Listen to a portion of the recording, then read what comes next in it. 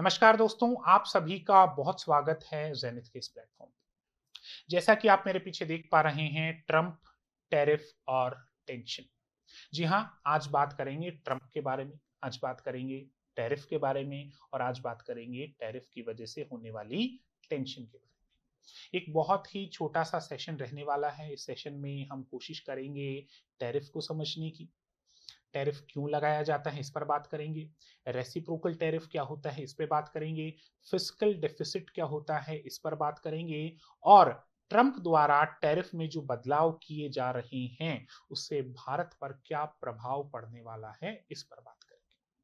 तो दोस्तों सबसे पहले बात करते हैं टैरिफ पे कि टैरिफ क्या होता है। देखिएगा, टैरिफ दरअसल एक टैक्स या फिर एक ड्यूटी है जो उन सामानों पर लगाई जाती है जो कोई देश आयात करता है यानी इंपोर्ट करता है। अब चूंकि आज का जो जमाना है, आज का जो युग है वो वैश्वीकरण का युग है। हर देश एक दूसरे के साथ व्यापार करता है। पहले की तरह नहीं है कि देश की सीमाओं के भीतर ही व्यापार होता रहा हो।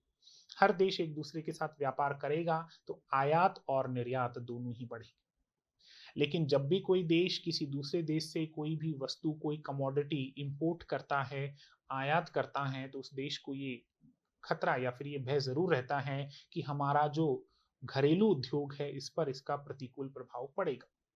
और हर देश इस प्रभाव को थोड़ा कम करने के लिए दूसरे देश से जो भी कुछ आयात करता है उस पर एक ड्यूटी या फिर एक टैक्स इम्पोज करता है।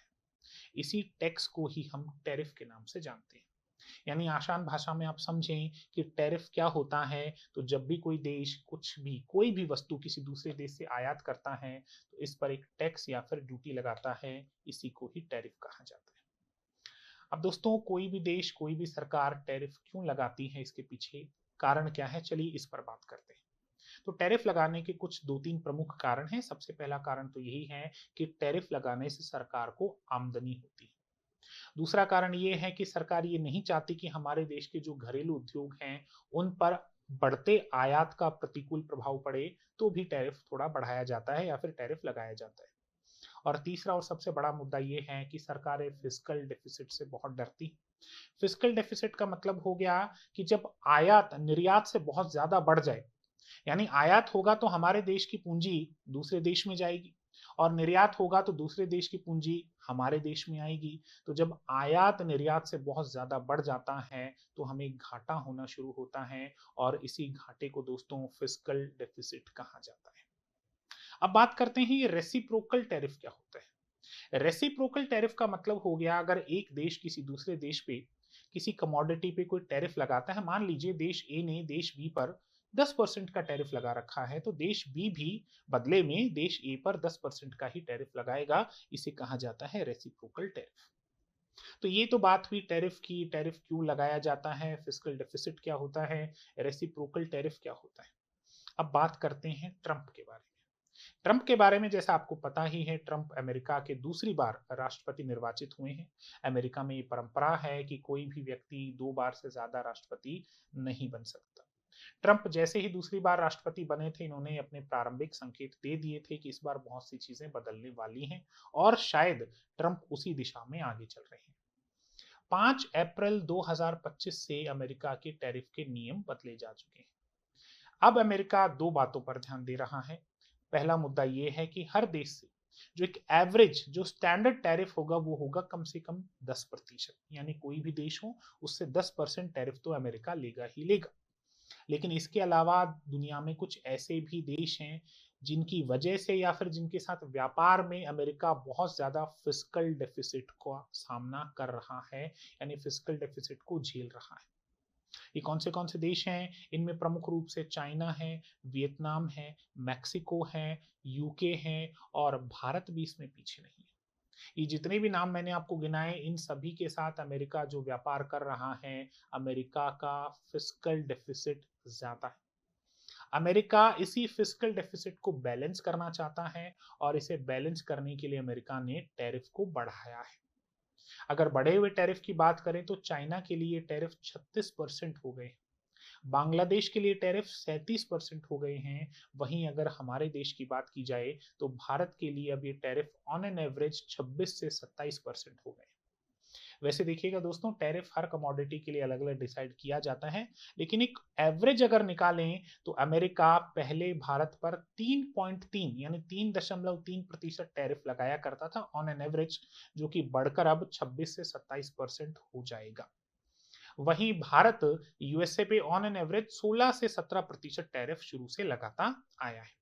यानी अगर इससे पहले की स्थिति देखी जाए तो भारत अमेरिका पर ज्यादा टैरिफ कहीं ना कहीं इंपोज करता रहा है। अब जबकि ट्रंप ने तय कर लिया है कि चीन पर 36%, बांग्लादेश पर 37%, मैक्सिको भी इसमें शामिल है, इसमें वियतनाम भी शामिल है, इसमें टर्की भी शामिल है, और भारत पे 26% टैरिफ वो लगाने वाला है। तो इससे भारत पर क्या फर्क पड़ेगा, चलिए इस पर बात कर लेते हैं। दोस्तों, ट्रंप के इस टैरिफ की वजह से टेंशन तो है, स्वाभाविक बात है। इस टैरिफ की वजह से सकारात्मक प्रभाव कम और नकारात्मक प्रभाव आपको ज्यादा देखने को मिल सकता है।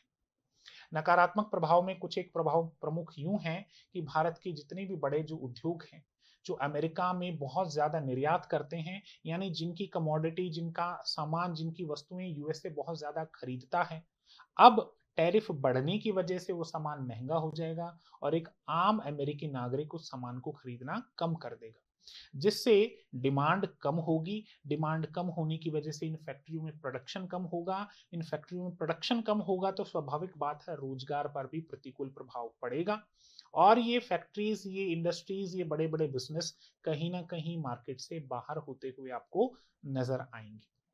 जो एक उम्मीद की किरण छोटी सी ये है कि क्या पॉजिटिव हो सकता है।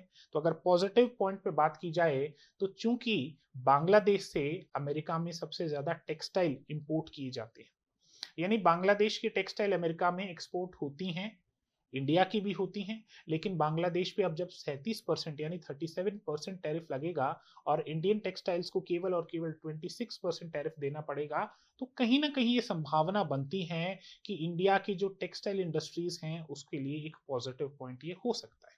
हालांकि ये सब अभी केवल और केवल संभावनाएं हैं। नुकसान में और क्या हो सकता है, नुकसान में हमारी जो करेंसी है, रुपया जो है, इसकी वैल्यू और गिर सकती है, तो ये तो एक बड़ा नुकसान है ही।